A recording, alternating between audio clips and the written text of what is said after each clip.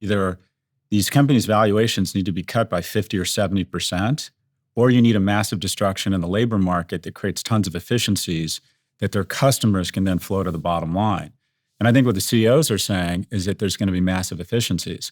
I also think that you sound more interesting and it makes your technology sound more seminal when you say it's changing the world and we don't know how to control it. And quite frankly, I find it a little bit obnoxious that some of the founders and key figures in AI catastrophize just about the time they take a secondary and peace out to the Côte d'Azur. That's not helpful. Frankenstein and I've created this monster, but I don't know how to deal with it, so I'm going to go peace out to Saint-Tropez. That's just not very helpful.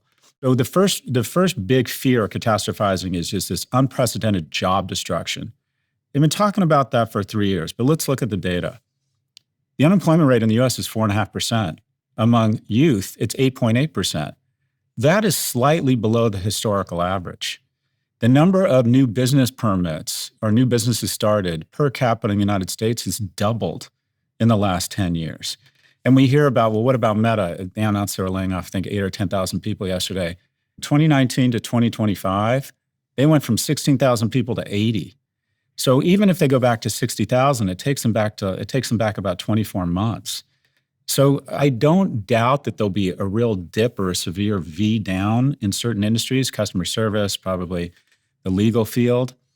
But I believe over the medium and the long term, it's actually going to create more jobs than it destroys. And I think some of the catastrophizing is nothing more than thinly veiled attempt to say my technology is so devastating that it's going to shift society and you should invest at this crazy valuation. Where I will be wrong is if there is sustained job destruction and the new jobs created in new businesses and the employment those jobs create doesn't keep up with new jobs. And there is a scenario.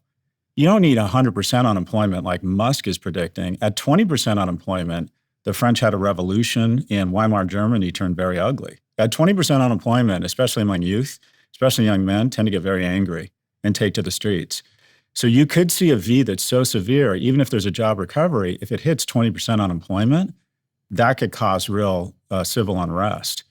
But I just look at the data. If you didn't know there was this seminal technology that very smart people were predicting a job apocalypse around, and you just looked at the data, you wouldn't know there's anything going on.